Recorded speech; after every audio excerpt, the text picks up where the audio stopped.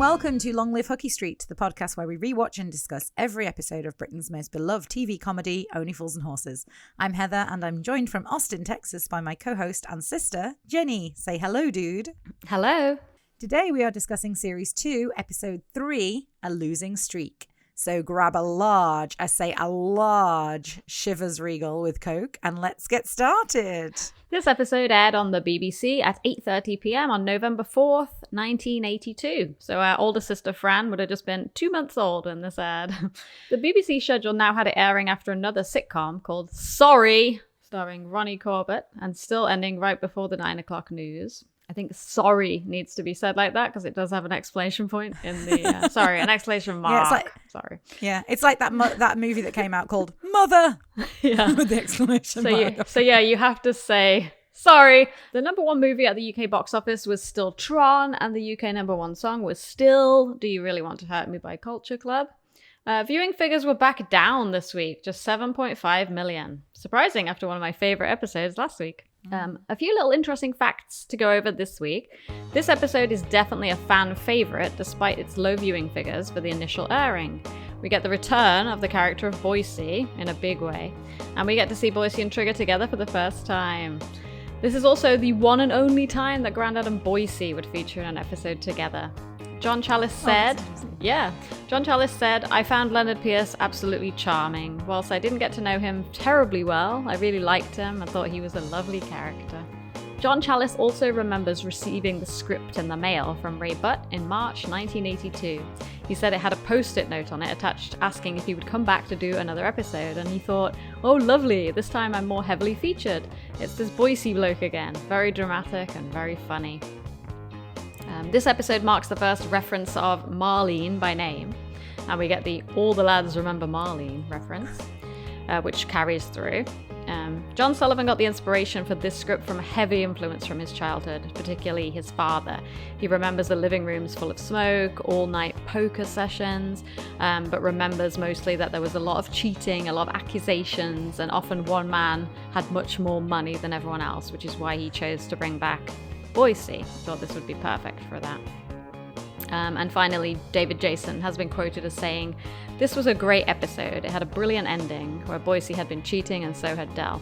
So when you have endings like that, you have this wonderful feeling of elation because John's script surprises you right at the end and you never see it coming. A truly great writer.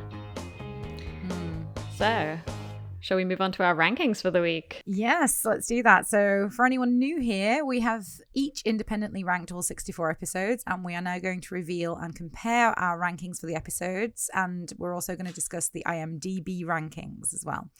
So, dude, what did you rank A Losing Streak out of 64? Okay, so my ranking for this episode is 38. Oh, this is going to be very different for us this week. Okay, so why did you rank this as 38? Yeah, I don't know, really. I don't know. Great answer. And let's move on. What scene is that with Trey? Let's finish. Is that in Little Problems? I don't know, really. It's never worked. No, it's to Hollenbach. No, and he says, why do you use that line? He goes, I don't know, really. It's never worked. Oh, that's into Hollenbach? That's into Hullenbach when he's at the bar because he says, hello, darling, where you been all my life? And she goes, piss off. No. And he goes, why do you use that line with the birds? I don't know, really. It's never worked. No, I think I'm thinking of a different quote, isn't it? They ask Trig why he's there in the room, and he just says, I don't know. I don't know. He says, why are you laughing? There's one and he says, why are you laughing? Yeah, that's right. Why are you laughing, Trig? It's got nothing to do with you or something. So I don't know. Yeah, I don't know. Anyway, yeah. I don't know. There's lots of episodes where Trig says, I don't know. Probably. I mean, this episode, I do really like it. I looked at my rankings this morning and I'm aware I can't change them at this point. I feel like it seemed low for me, but I don't know why it's 38. I love the episode. It's not, I've definitely got nothing bad to say about it. So I can't really justify it being 38. 38 is not bad. I mean, it's like halfway, right? So, but yeah, what's your ranking? My ranking for this episode is 12 out of way. 64. Okay, yeah, it's wow. very high. So you have an IMDb match. Oh, fantastic. So 12 is the IMDb ranking. So this is what I meant by this is a fan favorite. And I think it's because it's a very memorable episode for a lot of people. And there's always, like some people pointed out online, there's always an episode of every show with poker. I don't know why. Yeah, I know. I have never learned how to play poker. And you're right. Like when, I can't remember when it was. It might have been when I first went to Vegas. When I was like in 2007, I was 21, and I went to Vegas, and I was like, oh, I really want to play poker, so I can just start like being like, I'll raise you. And my boyfriend at the time that was with me was like, that's not all the game is about. That's like the last part of the game. And I was like, oh, because every time I watch poker in an episode of something or a film, it's always about the I'll raise you this, and I see you, and I'll see you. Like, it's always that part of it that gets emphasized, and not the part about the getting the correct cards or like how many you're supposed to take and all that kind of stuff, you know? Yeah, that's right. And that's one thing that is strange about this episode is that there's absolutely no focus on the game because they don't take any cards. They just have a hand and then they start betting, which is not how I know. Del takes one. Dealer takes one. Del takes one. That's it. Boycie doesn't take any. Right. Yeah. So it's kind of strange. We used to have poker nights at my house in England. In my 20s, we used to have big nights. I used to drag my dining table into the living room and we would get Chinese food. You can say used to drag our dad into it. Like, nah. I don't remember. A big round dining table. Yeah, I don't think you were there because I think you were at uni. But me and all my friends used to hang out in the living room and play poker. So I do know how to play. And I feel like this, there's not much focus in this episode. It's about the actual game. It's more about the betting. So that's fine. But yeah, the game is not just raising each other. Yes, absolutely. Well, I mean, I think I know that most people for this episode, they'd remember the last part, you know, once the game starts and everything. But I actually like the build up to that as well. I love the scene in the Nag's Head with Boycie being Flash and Del desperately trying to, you know, beat him and constantly failing. I love the whole episode. I think it's all brilliant. Yeah. Right. Yeah. And this episode is very much heightened in terms of tension and engagement from like you literally addicted to watching what happens next. Like you don't drift off. There's no like long dialogue where it's not necessarily part of the plot. It's very engaging. It's a great episode. And I think it might be one of the first ones that people remember really loving. So if they watched in order. So yeah, I don't really know why it's lower on my rankings, but I'm guessing it's probably just that I rushed a little bit with that one. Maybe it should be higher for me, but... Well, it can also be because you were putting in episodes that you really loved and then it just ended up a bit further down. That can also be. I mean, this one for me, when I was doing the rankings, I knew I wanted to put this higher up. So it was one of the like ones that I picked out to put, you know, when I was ranking the ones that I really loved the most to start with. And it's just shy of my top 10 by 2. So, you know, yeah, it's an episode, I think probably one of the only ones in series 2 that if I was ever going to watch an episode from series 2, it'd be this one. Like this is the one I put on repeat, and I love it a lot. So yeah, that's why it ended up so high for me. Yeah, and great that IMDb agrees with me. Yeah, well, like I said, IMDb is a general overview of the public's opinion of ratings, but it will have been an episode that a lot of people will see because a lot of people like to watch poker episodes, something that people find very relatable. So yeah, should we go ahead and start the episode breakdown then, dude? La la la la la la la. So the episode begins in the flat. We've got Rodney pouring some perfume, which looks disgusting. It looks like pee. Yeah. Horrible vat in the living room. I'm sure it's supposed to look like pee. It must be designed to look like pee. Yeah, it really looks horrible. It looks horrible. I mean, they describe the smell during the episode, but it looks horrible to start with. So I even think like I feel like when I was watching this as a kid, I noticed there's even like bits in it. When when you're looking at it, it just looks really gross. The whole room must have stunk when Rodney was doing that, and I'd love to know how they bought that. They just bought it in a giant vat and then they had to pour it into their own bottles. It's such a weird thing to purchase. Well, I think they made it, didn't they? Is it not the insinuation? I don't know. It doesn't say how they got hold of it, but it's just a very weird. Clearly, they have the responsibility of bottling it. Yeah, which is very strange to me. The name of the perfume is like a fake kind of mashup of other names of perfume, so I don't think that I always thought that they made it themselves, but maybe it would explain a lot considering how it's described later in the episode. Yeah. So we've got Del on the phone trying to sell a mink coat, and then Rodney says, "Yeah, what's the colour of them coats that we got in the garage?" Tabby? Yes, they're tabby. which gets a laugh. Now, I am completely against fur in any way, shape, or form, and I don't really know what colours these coats are meant to come in, but in my mind, all fur coats kind of look tabby to me, the colour. So I'm not really sure I think what the joke is. Yeah, there. I think the joke is supposed to be that it's not mink, it's other animals. Like, right, because okay. that's the thing. Yeah. Like, as I don't know much about this stuff. I mean, obviously, I'm against it too, and most people are. But at least in the UK. But yeah, I say not where I live, unfortunately. no, me neither. Like, especially not the area that I live Yeah. in right now, because it's hunting territory. But yeah, like so the it's my understanding that mink itself would be very expensive and highly sought after, and comes in very specific colors. So I think the fact that he's describing it as tabby is saying that it's not mink, it's other animals. Right. And so when Rodney says that, he's kind of winding him up a little bit, and then Del tries to put a spin, like a positive spin on tabby, but obviously it doesn't work because he doesn't sell the coat. Yes, because he asks You ain't got a dog, have you? Yeah. to make that joke. Right? Yeah. So, Yeah. and then after he gets off the phone, he checks on his money, and Rodney looks concerned, and then Del sort of brushes it off, and he says, Nothing ventured, nothing gained. It's, well, birth a la mode, as the French say. "What does that mean?" I didn't look that up. But it's not. Yeah, really. I don't know. I don't know what that means, but again, it doesn't get a laugh or anything, so I don't know really what the joke is there for that. And then he says, I think not. Is it for the first time? He says, This time next year we'll be millionaires. Okay, so no, it's definitely not the first time he says that. not the first time. No, because he does say says it in the first. he says it series. in Go West Young Man. Yeah. So I just looked up birth a la mode, and it says AI overview. The phrase birth a la mode appears to be a misspelling or a misunderstanding of birth a la mode, which is a French phrase. A la mode means in the manner of or in fashion. Yeah. Yeah. So it doesn't have a direct connection with birth itself. Yeah, I don't think AI understands what I'm trying to say, but I knew a la mode is real French saying. AI doesn't understand Del Trotter. No, they need like Dell AI or something. Del translator. Yeah. That would probably help a lot.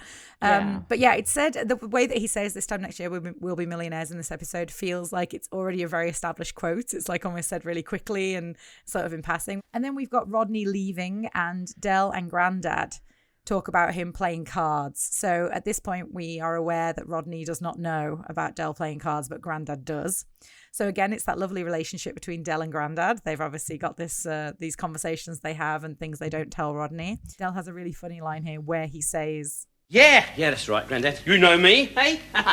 He who dares wins. How'd you get on? I lost. and then we find out that Boycie is back because Del is talking about who he's been playing cards with. And Grandad suspects a marked deck. And Del says no because... He ain't using a marked deck, is he? What? No. We're close friends. Anyway, he knows I'd break his arms. Del says that Boycie's afraid of him, in essence, which is really interesting to me because if you look at these two physically side by side, you'd probably put your money on John Chalice over David Jason.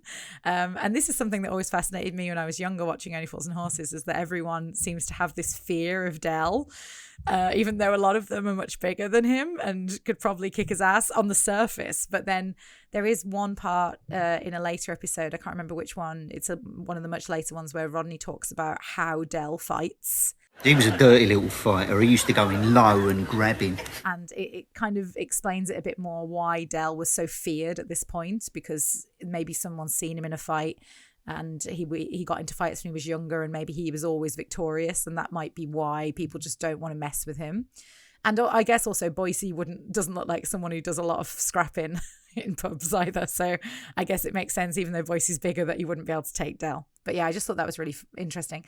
And then Grandad has a really funny exchange where he talks to Del about the fact that he played a game of cards where the cards were marked. Well, you knew they were marked. Oh, yeah. I marked them. Again, Grandad's exchange about this sort of stuff is always really funny to me. He has a lot of funny history that he can talk about, and he's always the sort of the loser as well, Grandad, in the past, which is quite funny too. And then Grandad gives Del a double-headed coin, which is an important prop that they use in the rest of the episode. And then there's this lovely heartfelt story from Grandad, which has a really funny punchline. I want you to have something to remember me by, Trotter. Take me lucky coin. Then he went What, he died? deserted.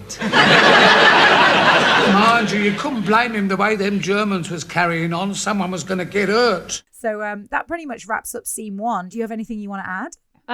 I just had a couple of notes on the scene, and that one of them is that this is deliberate. It's in the script that the flat is a little bit emptier than normal, and that's like a sign to the audience that times are a bit tight. So Del's way of hiding negativity with his attitude, we haven't seen a whole lot of that yet because Del hasn't been in really bad position. So this is the first time we're seeing an example of his resourcefulness. He's like trying to find ways to make money out of nothing. And that's pretty much it. I just wrote great lines from Grandad in this scene. Okay, so then we move on to the Nag's Head for the second scene, and they're talking about how the perfume went down at the market, and it didn't go down well, not surprisingly. And Del says, Hang about. I saw you sell one. No, she brought it back. Oh, why? She smelt it. and then Rodney has a funny line about how the perfume smells when he says, She said to me the last time she smelt an odour like that was when the cat sanctuary got bombed during the war. so yes, we know that this perfume is pretty rank, smells as rank as it looks, basically. Then we have Trigger come in, and he gives the game away to Rodney that they've been playing poker and that Del has been losing a lot. And he says, I ain't never seen such bad poker hands as he's been getting. He lost 150 knicker in cold blood last night. and Del does a joke that comes up often in the future where Del is shaking his head at someone who's talking not to keep talking. Yeah. I feel like we see that quite a few times over the whole of Only Fools and Horses. Mm-hmm. And Del says, Yeah, no, it's all right. I'm just going through this losing streak. a really funny line that Del says to Rodney when he starts protesting about Del playing poker and losing all the money, when he says, You give my arse an headache, Rodney. and Del says that he didn't want to worry Rodney, which again is another example of Del protecting Rodney. He always protects Rodney, ultimately, even though he's doing things that are hurting Rodney at the same time he's protecting him. But yeah. And then Del says he has 70 quid left. And Rodney acts relieved and says, Well, at least we can put the central heating back on and get something to eat. Hey? You don't think I'm wasting this on food and warmth, do ya? This is my stake money for tonight's game. So we get the impression that Rodney doesn't like Boycie here. So when Boycie comes in and his gloating, not just in the way he's speaking, but the way he's acting, the way he walks, everything about Boycie is just so flash. He's a very unlikable character, actually, in this episode. The last time we met Boycie was in Go West, Young Man, and he came across as, similar to Del in a lot of ways, a bit of a lad, like Jack the Lad, like a wealthier version of Del in some ways.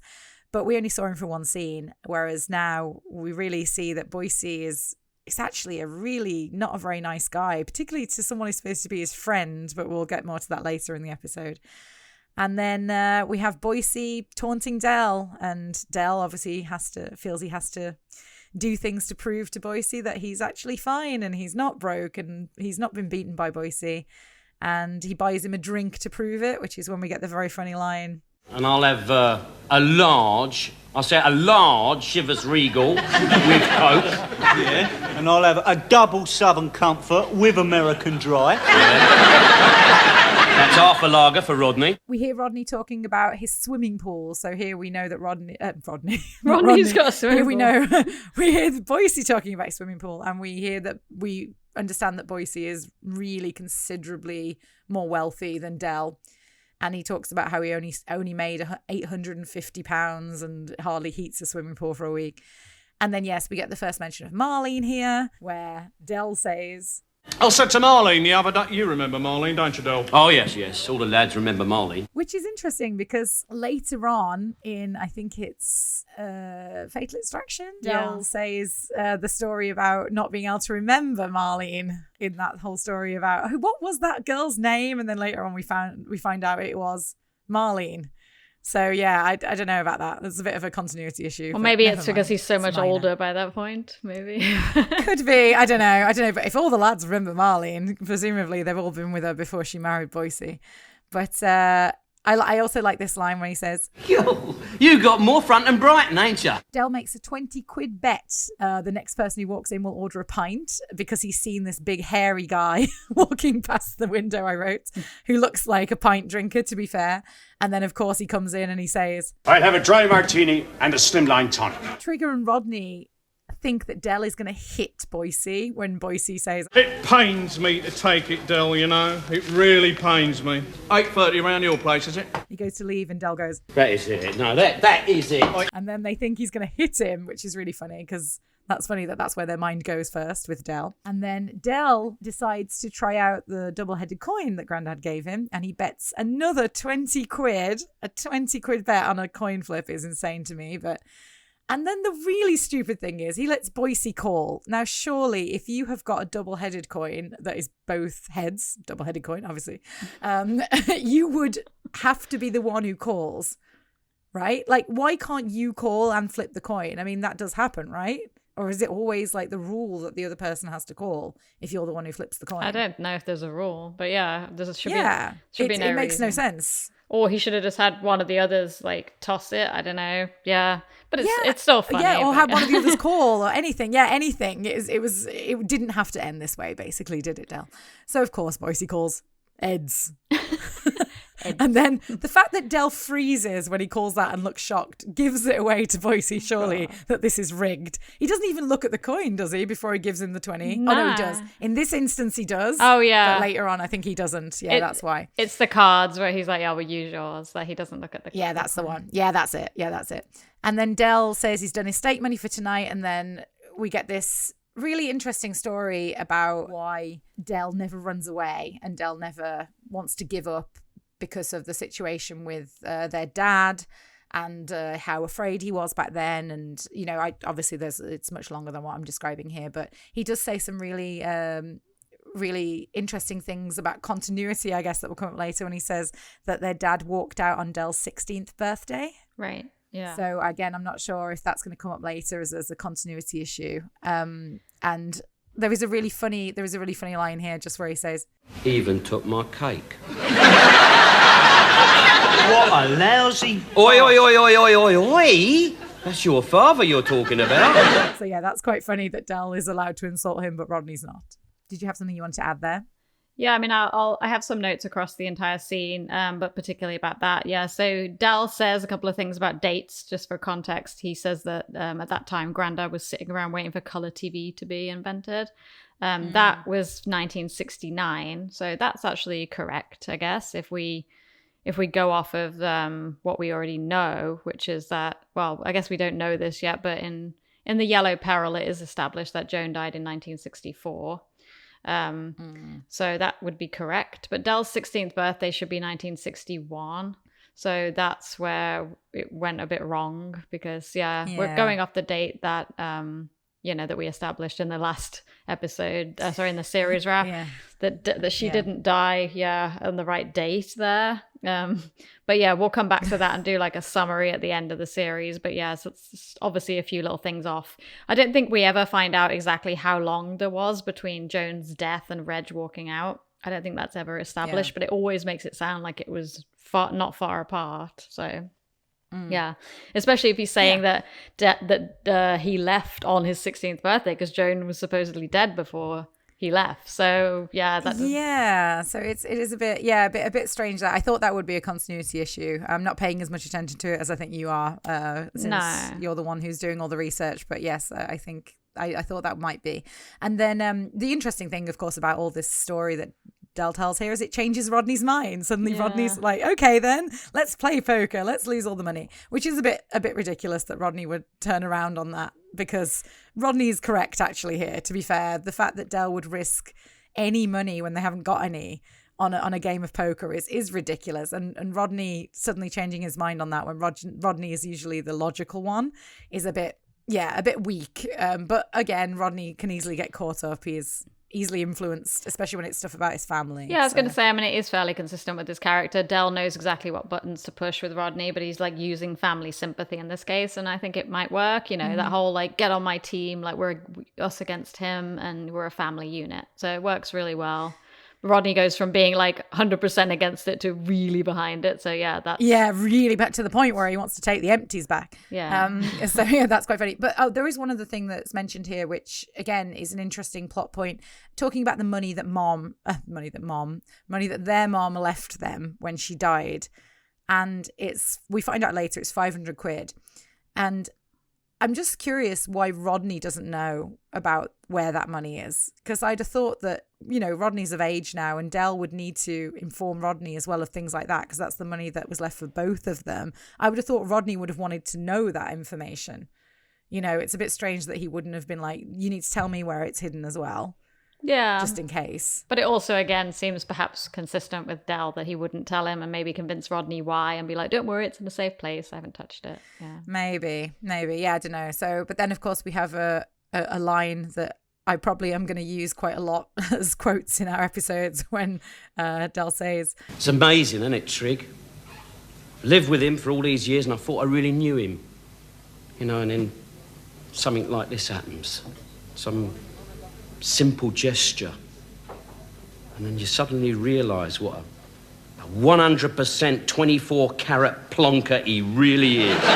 So do you want to add anything else to that scene, dude? So I've got a few notes on this scene. So first of all, we have when Trigger arrives, he says, "All right, Dave," and Rodney looks behind him again, but then he registers and goes, "Oh, that's me." Okay. So we're getting quite close, because in Ashes to Ashes, Del had to be like, "That's you," when he said Dave. In this case, Rodney said, "Oh, that's me," and then waved at Trig. Now, still no audience reaction, but we're getting a little bit closer to Rodney understanding that he is Dave, and it won't be much longer now before the audience starts to laugh. We're hoping. Yes. So Trigger's Moonies line does not get a really reaction from the audience. See, Dave, a losing streak was like joining the Moonies. Easy to get into, but a bark to get out of. Probably because it's too obscure, maybe. I looked it up because I didn't know what it meant. I don't know either. The Moonies is a common informal term for members of the Unification Church, which was a very current reference at the time, because they would, like a lot of churches, would recruit people and then you're kind of stuck with it. But it's not well known enough for people to laugh, I guess, or maybe people didn't like it because it's a church joke. But yeah, so then Trigger, I also noted here, Trigger's so nice, it's like to not order a drink when he's off, because a lot of Del's friends would have just laughed and been like, "Yeah, I'll have a large Chivas Regal too." I really like that, because again, this whole episode, this is consistent throughout. Trigger, they do not make Trig out to be dumb in this episode at all. Not only does he not order that drink because he's fully aware that Del is not rich at that point, he also winks at Del about why don't you toss for it in the next scene, like he remembers a double-headed coin. So Julie, the red-headed barmaid, makes her first appearance in this episode.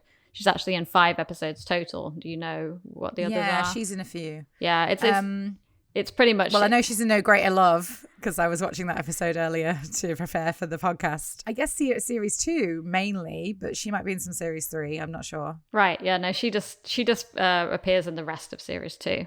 So she's actually the barmaid. Can I ask, is she the actress in Fawlty Towers in the It's Hot Tonight episode when she comes in with that like younger man and Polly goes, no, oh sorry, Sybil goes, oh no, it was the other one. Yeah, so no, not them, the other one. Yes, she is the same. So her name is actually Julie LaRouse. She's a background actress basically in many British TV shows such as Are You Being Served? And I wrote here in my script, do you know another place you might recognize her from? Yes, she's in the episode of Fawlty Towers, the wedding episode of Fawlty Towers with the man who comes in with lots of different women, and then he's got the big tall redhead. That's her. Yes, I thought it was. Yeah, I was watching it. I thought that. Yes, and there are actually 2 connections in this episode to Fawlty Towers, but the next one is in the next scene, so we'll circle back to that. Oh, okay. Yeah, the only other note I had on this scene is that I didn't know what Rodney meant when he said, "Oh, what? They'll call our place Chase Sketchley's by the time we finish with him." So Sketchley's is a chain of cleaning shops. It was rebranded as Johnson's Cleaners in 2007. So when he says we'll take him to the cleaners and he says Shay Sketchley's, he means like their house will be like the cleaners. Okay, cool. So the next scene, we're in the flat and we've got Del asking Grandad for money because he doesn't have enough to stake in the game since he lost it all in the previous scene. And then this is where we get the famous cut that everybody knows about. And even I noticed this as a kid because the lips don't match when he says the word genuine. So Del says the word provo in the episode, and it's cut out and replaced with the word genuine.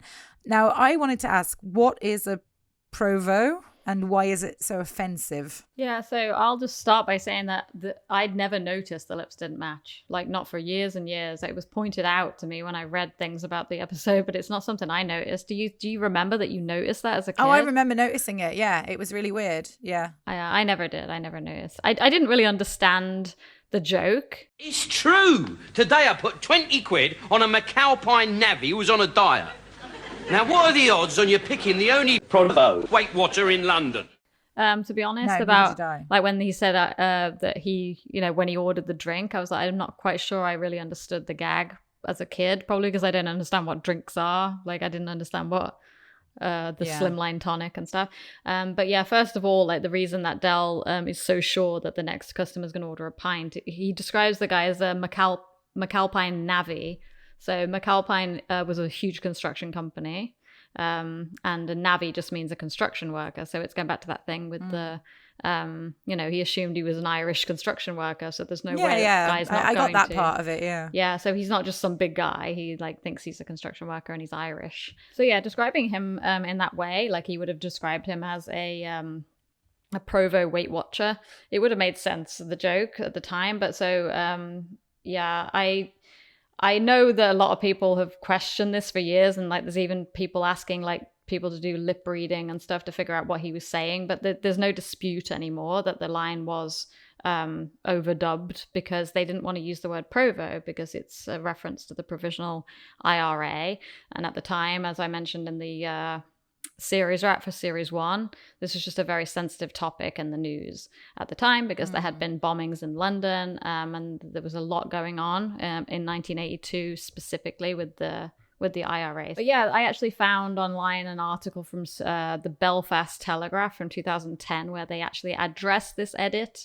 So I'll just read from this real quick just so that it's clear, because I actually had to pay to get this article. So oh my god, read it please. That's not right, actually. That's incorrect. I didn't have to pay, but I had to subscribe to the Belfast Telegraph. So here we go. So basically just says, the BBC has ended 28 years of speculation to confirm that they banned a joke from an episode of the classic TV comedy Only Fools and Horses because of a reference to the IRA. A clumsy piece of editing was carrying out to remove the word provo from a quip by actor David Jason and made his character look like a right plonker during the episode. Okay. That's not David Jason's fault. Millions of fans of the long-running BBC series have always wondered why the lovable rogue's words did not match what was coming out of his mouth. And a BBC programme finally last week revealed the truth that Only Fools and Horses producers were ordered to drop Del Boy's remark about the IRA at the height of the Provo's bombing campaign in Britain in 1982. Del Boy describes the builder as the only genuine Weight Watcher in London, but the BBC's new programme about the worst mistakes ever made on television, presenter David Mitchell said that Del Boy had in fact called the man the only provo Weight Watcher in London. It's thought that the London bombings in 1982 and the deaths of Republican hunger strikes a year earlier influenced the decision by the BBC's bosses to insist that David Jason overdubbed the word genuine for provo. They did not want to be offensive to the people of Ireland or the IRA and believe it doesn't take much to get them writing into the Points of View, which was the BBC complaints program at the time. So yes. It's completely understandable when you put it in context. It's easy for us to shrug it off now and be like, oh, people get offended over everything these days, which, is true. People do. But back then, it's not just about getting offended. You are talking about like current horrible things that are going on in the town where you are setting the show, and like I don't know, it doesn't seem like they could have just cut the line out completely because it maybe wouldn't have made sense. So I agree, it's a weird like edit, like where they got the idea to put genuine, I don't know, but yeah, I'm not that bothered by it now. I feel like it's fairly inconsequential. I was never bothered by it, but obviously I noticed that the mouths didn't match the words, so I was always a bit curious as to what that was. But obviously, it doesn't, offend or anything. It's just interesting, I think. Interesting. It's interesting to know like why it is the way it is, and so that's just a little bit of context around that. Yeah. Yeah, absolutely. So we carry on with the scene, and then we get this great line from Grandad where he says, What makes you think I've got any money anyhow?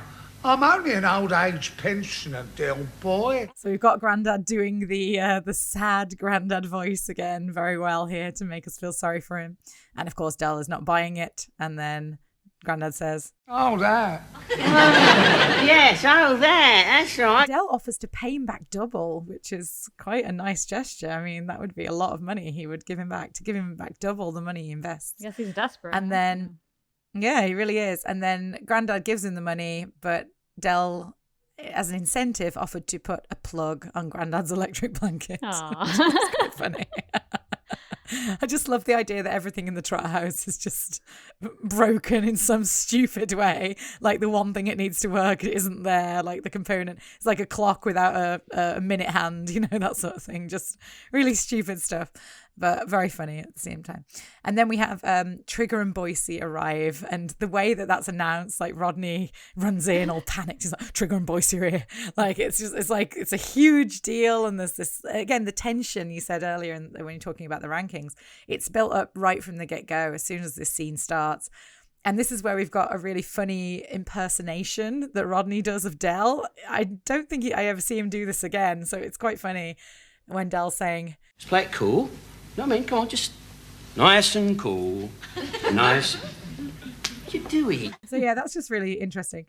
And then something I wrote here in my notes is they're all dressed up for a poker game that they're playing in a flat that's like dingy. I mean, it seems a bit grandiose to me to dress up for something like this. I mean, if I was going around to my mate's house to play board games, I mean, I have board game nights in Hong Kong with my friends, and we don't dress up. Like sometimes we wear our pajamas, you know, when we play games. So it just seems really interesting to me. That, I guess, is all to do with, first of all, that would have been how it was. Like John Sullivan drew the influence from the reality of it, but it's also a show of wealth and confidence, isn't it? Because you're playing and you, like, especially Boycie, but Del obviously knew that Boycie, I mean, they play together all the time, but both Del and Boycie are very flashy characters. They think what they wear, like, depicts their wealth. So that makes sense. I mean, even Trigger's wearing a suit. So this is, it's really interesting. Although when I think back to the bridge nights that Mom and Dad used to have when they used to have their friends around to play bridge, I think they wore like nice clothes. I mean, I don't remember anyone turning up in a t-shirt and shorts.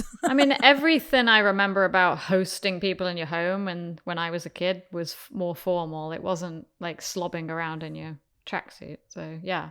Yeah, it's just interesting because Del's flat is not a nice, you know, flat, and Grandad's still wearing and Rodney's still wearing what they always wear, you know. I just think it's really interesting. But I think Del thinks his flat is nice, doesn't he? So well, on that note, Boycie insults the flat by saying he saw something similar on a charity appeal, which is, you know, very in keeping with Boycie. And again, we've got Grandad saying Dallas, like all nice and happy, thinking that Boycie was going to say something nice. Why would they ever think that? Boycie says, Had the wife in tears, you know. Still, Marlene's easily touched. Yeah, as Del said earlier, all the lads remember Marlene. One of the nice things about this is, again, it's that feeling that Trigger is on Del's side, which is really nice. Absolutely. It feels like they're always together against Boycie, which I like. Oh, that's when I wrote it, but apparently not in Fatal Extraction. That's what I wrote next to that note. I said, all the lads remember Marlene, but apparently not in Fatal Extraction. And then they sit down to play cards, and Del has a new pack, but so does Boycie.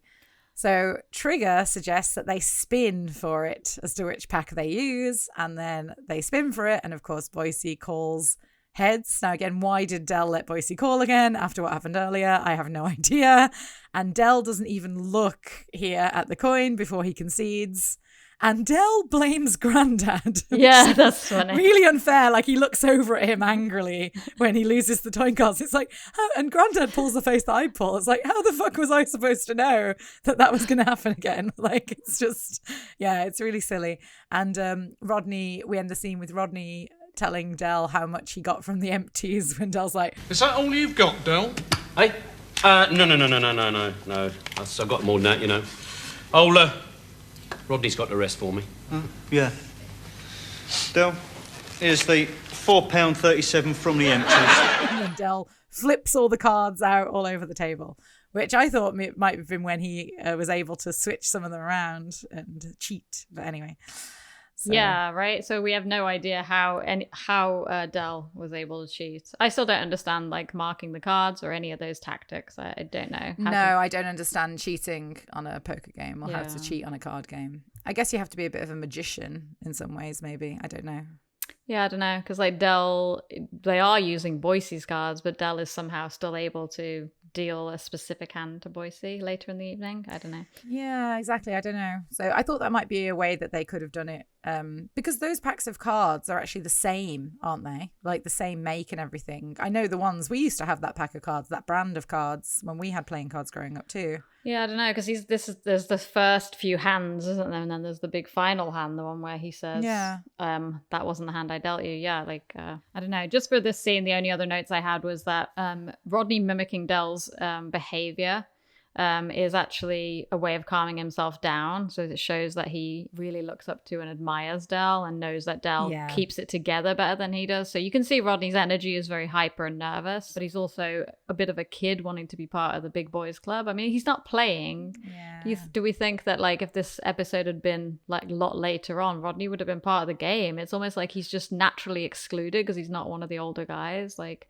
so him getting panicked. Well, also Rodney hasn't got any money to bet either, has he? No, exactly. He's not. But he almost does come across like the child in the family. So yeah, he's very excited. But he, and so I noted that when they have a common enemy, Rodney and Del are the most united. So they care the most about each other. So in this case, their common enemy is Boycie. I noted that when Trigger comes in the room, he does the same collar neck maneuver that Del often does when he's trying to get himself together. The little, which I think John Sullivan said is something he drew from the people that he knew of influence in the character of Del. Like it was a common thing to do, that little like adjustment thing. And then that was it really. I noted that Trigger's wink to suggest the spin for it was again another sign of loyalty, but also he's not coming across as dumb as he does in future episodes. He's remembering that Del has the double-headed coin and he's trying to help Del out. So again, the character of Trigger still to this point is not really, he's smart still. At least we don't think he's like as dumb as he is in future. No, he's not the same as the Trigger in the later episodes. Definitely not. No. But I understand why they played into that character, because he's so sympathetic, isn't he? Yeah, it's his innocence and stuff. Yeah, but the innocence is someone you always feel sorry for, and therefore feel that you can laugh at a little bit more because they're so naive. Yeah. But so anyway, we go on to now what I would guess is the main scene that everyone remembers from this episode. So we go to later on in the game. We're at the beginning. It's all very tense. We can see they're all smoking, all drinking, very, very boys club stuff. And then we have Trigger drops out almost straight away at the beginning of the scene. And we see that Del only has 30 quid left. He decides to use the 30 quid to see Boycie and he loses. And then Boycie gets ready to leave and he stands up. And then Del says, "Hang about, Boycie. Now hang about. I ain't finished yet." And then Boycie stays. And we see Del go over to the phone and undo is it the earpiece? The earpiece, yes, the earpiece. And he pulls, again, very fake looking to me, but I'm sure it was realistic looking at the time, notes out of the earpiece. And we find out it's the 500 quid that was left to him and Rodney. But while he's getting this out of the phone, Grandad and Trigger have a nice interaction about cheating and how they think that Boycie is cheating. Grandad says, "He knows more card tricks than Paul Daniels, doesn't he?" Which is quite a dated reference, but I remember Paul Daniels from when I was a kid. I remember we had a Paul Daniels magic trick set bought for us one Christmas, I think it was, by somebody. Yeah, I remember watching Paul Daniels when I was a kid. Yeah, and he was also, if you remember from the Christmas Crackers episode, he was on every Christmas. So everyone knew who Paul Daniels was at the time. Paul Daniels. I mean, younger people today certainly wouldn't, but yes, Paul Daniels. Probably not. So then we have an interesting thing that Del says where he says, "No, it isn't, Roddy. This is not a game. This is a duel." So Del is obviously taking this incredibly seriously at this point, willing to use the last scrap of money that they have, the money that their mom left them, which we know how important that would be to Del. And I'm quite surprised Rodney doesn't put up a bit more of a fight here when Del says he's going to use this money. I mean, maybe it's because there were other people in the room. I'm not sure. I mean, he does say that, don't use it. It's a game of poker. But as soon as Del says it's a duel, Rodney backs down, which, again, I'm not sure he would, because I think he would understand after seeing Del lose again all night. I'd have thought at this point Rodney would have been like, hell no, you're not using that money. But I don't know. I guess he doesn't. He can't, obviously, for the episode to go forward. But yeah, it's just a bit interesting to me that he doesn't. I think, maybe they're just for writing point of view, like it would have been annoying if Rodney just kept protesting too much. But because we've already seen him be overpowered by Del's determination. I don't know, like this is the first time we really see Del's pride really, really strong forefront in any episode so far, which carries through into the future. But maybe we just are learning from this that when Del is this determined, Rodney doesn't fight him. Yeah, true. I mean, you can feel the energy coming off David Jason through your TV screen. So I suppose if you were in the room with him, you definitely feel it. And then Boycie ups the stakes by saying, I'll tell you what, let's make this a bit exciting, shall we? No limit. And then we hear the banging of the cards on the table, and then everyone comes and gathers around the table. Now, this part for me was really intense when I was watching this as a kid. Every time I remember that part where they banged on the table, and then Grandad and Trigger and Rodney all gather around and look at them. That was like the official beginning of the really intense part of the episode for me. Right, yeah. And I actually have a note here where with Leonard Pierce, particularly if you watch him in this moment when they all gather around, he like intensely stares at Boycie, really, really focuses on his face when he comes up to the table and leans right into him. And the judging kind of look on his face really reminded me of our grandparents, like when they used to give us that stony stare of like, what the hell are you doing? Kind of like, I'm watching you, like I'm older, kind of intense stare. Oh, that's funny. That reminded me of my teacher stare that I have to use when I'm teaching the class and the kids play up. It's just that, you have to stare and keep that stare on them for as long as possible until they stop doing what they're doing. Yeah, so they know who's boss. It's a very powerful tool that I think most teachers would tell you they use. The trick is not to use it too often, but you save it for moments when you really want to sort of make sure that a kid understands they're doing wrong and they need to stop it. And actually, just before you move on to the game part, I guess I'll just do the notes that I have for before the game because it makes more sense. So yeah, the smoking, like the filling the room, like I mentioned that in the first part of the episode where John Sullivan said that was a huge thing about like all the smoke and the smoke-filled room, but it's also very important for creating the atmosphere in this scene. So the scene starts with smoking and you can just see the puffs going into the air around them. And then the Busby reference about where he says... Busby sent it down a line, didn't he? I noticed that was highlighted as a thing that people didn't get when I was reading in the storylines. Yeah, I don't get that. Threads, like, so a lot of people don't get that, but that's actually, it's a very British reference. Busby was a large yellow or later orange talking cartoon bird launched in 1976 by British Telecom as a marketing campaign. We had a Busby toy, didn't we? We had a Busby toy. That's what Busby was. But right, you might not have known he was like a British Telecom icon, but he was an advertising campaign for the phone, but it makes sense that he says Busby sent it down the line. He was actually voiced by a well-known actor. This is your Fawlty Towers reference. Do you know who it was? John Cleese?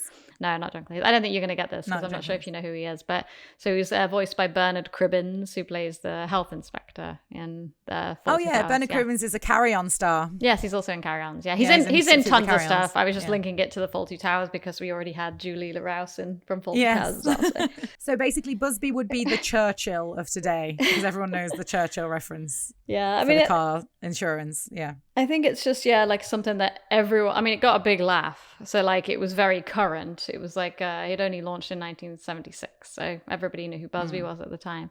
And then finally, when Del grabs the extra $500, it actually does. Pounds.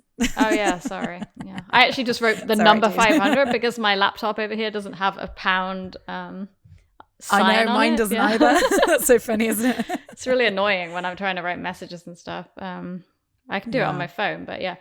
So when Dal grabs the extra £500, to the audience, it appears like he just wants to beat Boycie, right? Like he's using that money because he's so proud he can't let Boycie win. But just from looking at it from the perspective of a viewer who knows that at this point, Del knew Boycie was cheating and he also knew he was going to cheat. So does it feel different when you look back on it because of that? He had to pretend that he didn't know that.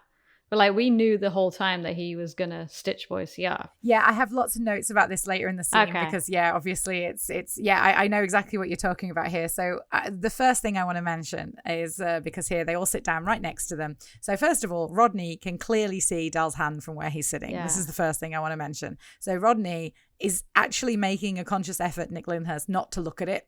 I notice he looks straight ahead, but from where he's sitting, he could easily glance with his eyes. He'd see every single card that Del has, and he doesn't move for the entire scene. So the other huge thing that I cannot believe no one would have seen is what Boycie does to his cards in this hand.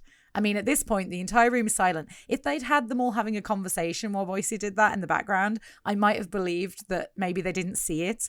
But it's so clear. He puts his cards together. He does some sort of weird rubbing across the cards and then he opens them back out. And surely they're all suspecting Boycie's cheating at this point. And Grandad is staring at him intensely, literally a couple of seconds before. There's no way in hell that they wouldn't have seen Boycie do that hand gesture and have been like, what the hell did you just do then? What was that?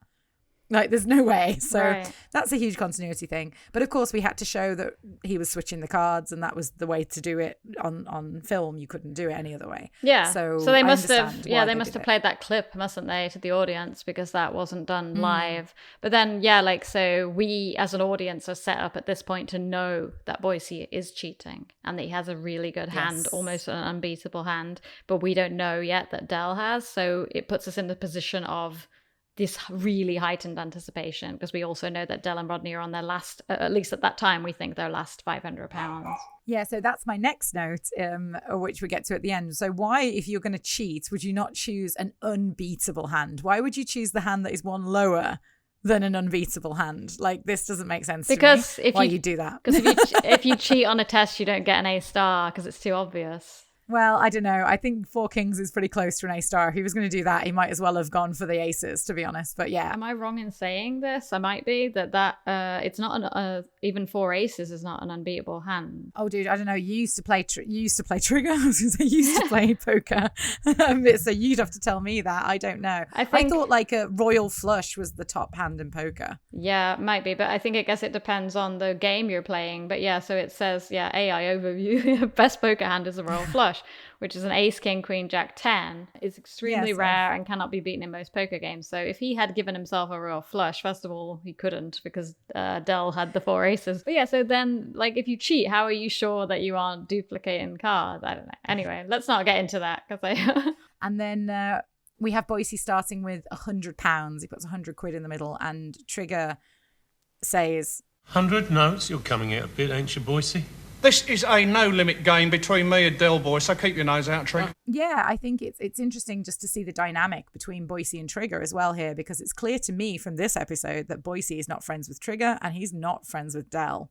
Like, their relationship, in no way would I see these three as being old school friends based on this episode. Boycie's horrible, actually, in this episode, to be honest. He has no compassion, no mercy, no sympathy, like, for Del at all. He's happy to destroy his entire life. I mean, I just don't see how this person could be classed as a friend. Yeah, I mean, when I was a kid, I used to think, like, my main takeaway from this was that this was written that Boycie wasn't his friend, and then later they had him as his friend, and I was always like, oh, it's weird how they had him as his enemy and then as his friend.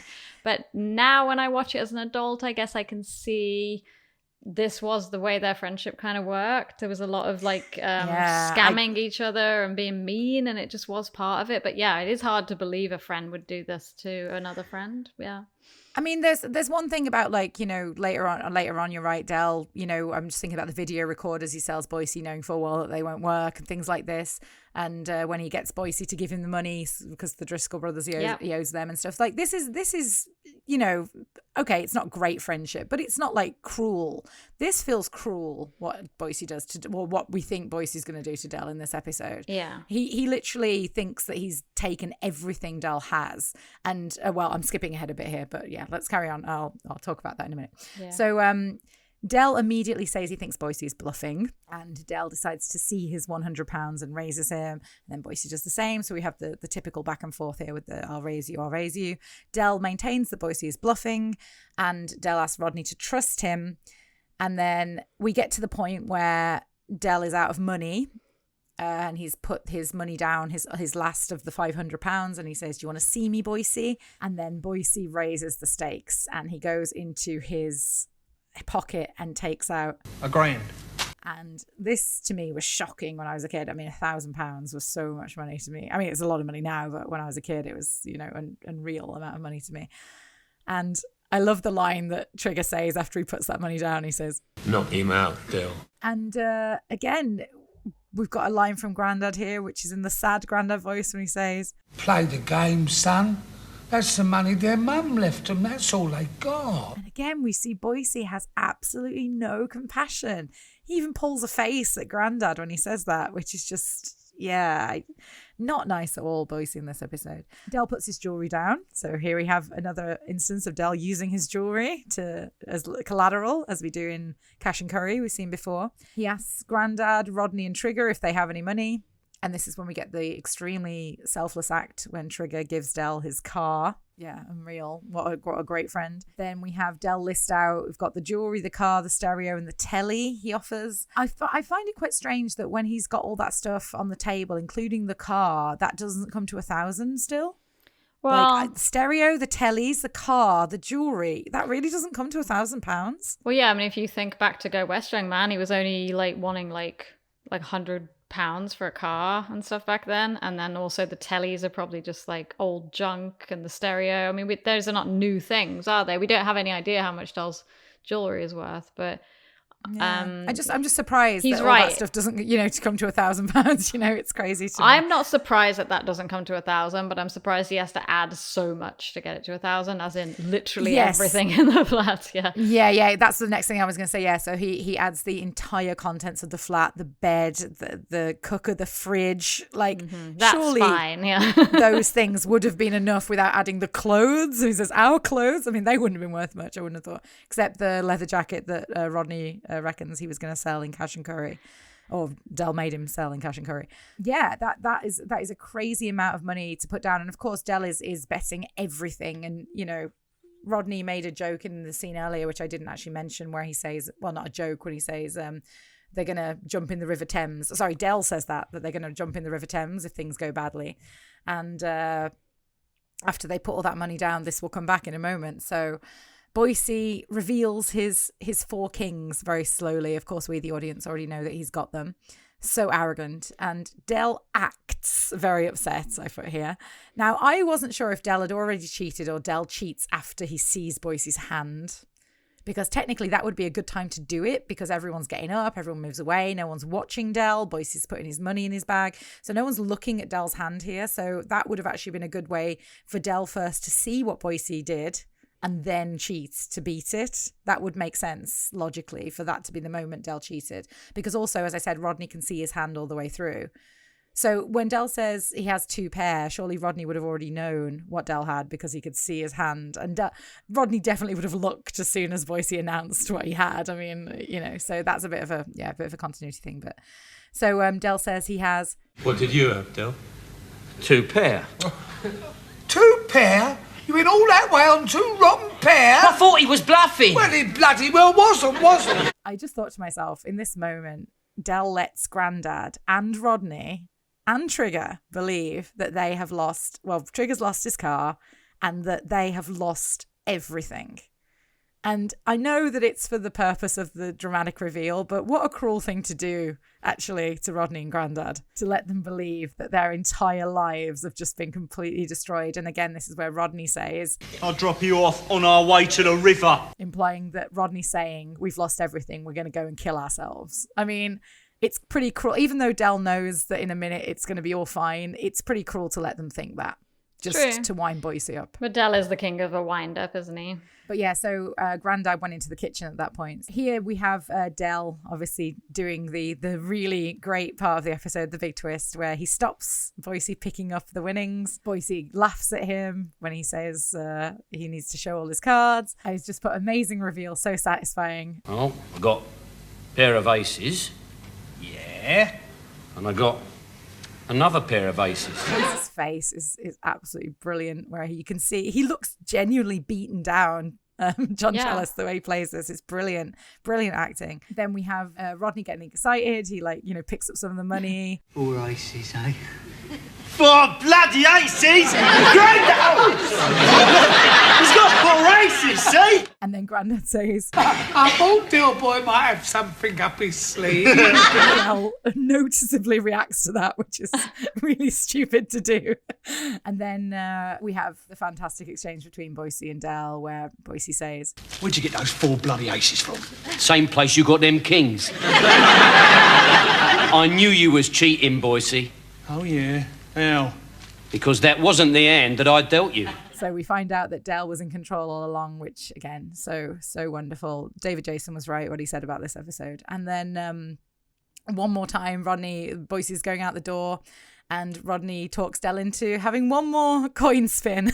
Yeah. And they decide to bet 200 quid for the coin spin, which, again, I was mad about 20 quid. I can't believe. I know he's got a lot of money there on the table, but 200 quid in a coin spin. He shouldn't have risked it, considering how the last two went. No. But then, of course, he thinks he's got a sure thing because he asks Rodney to call for him, which he should have done earlier when he decided to do it. But then Rodney fucks up completely and calls, "Call Rodney." Tails. And we have a wonderful facial expression from David Jason at the end of the episode. So do you have anything you want to add? Not really. I got a couple of notes that you pretty much gone over. I think personally for me, when I was a kid, the first time I watched it, I don't think I knew what was going to happen, but I think it is pretty obvious when Del bets absolutely everything and he goes off and goes for our clothes and everything. I think at that point, you know that he's got to be pretty sure he's going to win. He's not just riding on the fact that he's got an instinct that Boycie is bluffing. He's betting his friend's car, all of his granddad and his brothers and his clothes. I think when you look back, I think it's kind of obvious he must have some plan. Yeah, see, I didn't think that growing up at all. I thought they really were he was really risking all this on a stupid bloody poker game. So. Yeah, I think the first time I watched it, I wasn't sure, and I got to feel all that anticipation. So I think it's a great script. Trigger's calmness when he finds out that he has lost his car is pretty good way of showing that his character doesn't have huge emotional ups and downs. He doesn't get mad, he doesn't react. Granddad reacts, but Trigger's just like, can you give us a lift home? And then I thought it might be interesting just to look up the origin of Not On Your Nelly. Oh, no, me old mate. No, not on your Nelly. Because I didn't think I knew what it was, but it's actually, it's a Cockney rhyming slang because it comes from the phrase not on your Nelly duff, which duff rhymes with puff, meaning the last puff of one's lungs. So it's like not on your life. So to say not on your life, you would say not on your Nelly Duff, and it got shortened to not on your Nelly. Oh my God, that's so funny, because I used to think that was a reference to Nelly the elephant when I was younger. Yeah, but then Nelly the elephant. Elephant has nothing to do with like not on your life. So yeah, I guess. I mean, Cockney rhyming slang can be pretty obscure, so I just thought that would be pretty interesting to throw in. And we're not from London, so we wouldn't get it. No, but also I think I do love the double ending of this episode because the credits could have kicked in on that wasn't the hand I dealt you. But I like the fact that they loop back around and have one last go with the double-headed coin, and Del's like all that confidence, and then Rodney blows it. I do like that because they didn't lose everything like they did at the end of Cash and Curry, and they end on a winner, but they also have that little moment that shows that they're still not flawless in this execution, and Rodney still manages to mess it up. So yeah, I think the ending is excellent. Okay, so shall we move on to the awards then, dude, for this episode? And guess what? He's only one. Okay, so as always, we have 3 awards to announce this week. So we'll start with our Plonker of the Week. I don't believe it. What a plonker. What a plonker. So in this case, we each nominate a plonker and then we decide who's the biggest plonker. So go ahead with your nomination first, dude. Who have you nominated for Plonker of the Week? Well, I don't think I could nominate anyone but Boycie for the plonker of this episode. Yeah, I mean, I guess so. I actually nominated Rodney because of the tails thing at the end. Yeah, there's that part at the end. Yeah, fair enough for Rodney. But Boycie is just awful all the way through this episode. Now, I know we said plonker is usually someone doing something dumb and naive, but you could actually argue that it is really dumb and naive to take on Del, because Del always has something up his sleeve, as Grandad says. It's true, but he's been losing a lot lately, and we didn't get to see all the games where Del did lose, did we? So yeah, it's difficult, because I think I would have said Boycie too, but yeah, we're really pulling like a stupid thing out for Plonker, right? Like trying to pick on something that they do that's foolish. I mean, I guess he didn't know Del was got something up his sleeve. I don't know. I still don't feel necessarily like Boycie was a plonker. I feel like cheating is a really dumb thing to do. But then Del is a plonker too. Yeah, but Del only cheated because he knew Boycie was cheating. So I would say that's a smart way to cheat, because you're out cheating the other person who's already cheating. Yeah, I can do that if you want. I don't mind. Boycie can be the plonker. I still think what Rodney did at the end is so plonkerish, just like forgetting. Yeah, that is really dumb. That's dumber than plonker, actually, what Rodney does at the end. But we don't have a dumber than plonker award, so. Okay, well, Boycie hasn't been in many episodes yet, so we'll make him the plonker. So Boycie is plonker of the week. I hope this winning streak of yours holds out till tonight. Congrats, Boycie. Okay, so dude, you have chosen the best moment of the episode, right? Okay, so this week Heather will award the best line of the episode. For me, I selected the reveal of the cards as the best moment of the episode. I think that it's just all anticipation building up to that moment. The episode itself is very strong, but the best moment would be... Oh, I got a pair of aces. Yeah. And I got another pair of aces. 2 aces, yeah. I completely agree for the best moment of this episode, because that's the whole like punch moment, punch in the stomach moment. It's fantastic. And then for me, the best line of this episode is... I knew you was cheating, Boycie. Oh, yeah. How? Because that wasn't the hand that I dealt you. I think that's just brilliant, because it shows it's very clear that Del was cheating just as much as Boycie in order to cheat Boycie. And I think it's absolutely brilliant. The writing, that line, everything about it. I absolutely love it. It's great. So I don't think we need to do any honorable mentions, right? I think we're both pretty agreed on the best moment, best line. Yeah, I think it's it's pretty obvious. It's kind of all the same line, episode, moment, but yeah, it's fine. Yeah. Okay, so drink up, we're leaving. Okay, so that about wraps it up for this week. Join us next week when we'll be discussing Series 2, Episode 4, No Greater Love. And until then...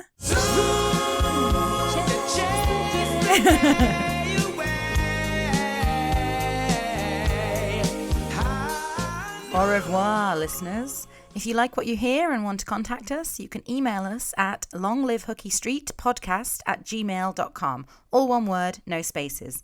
Bonjour.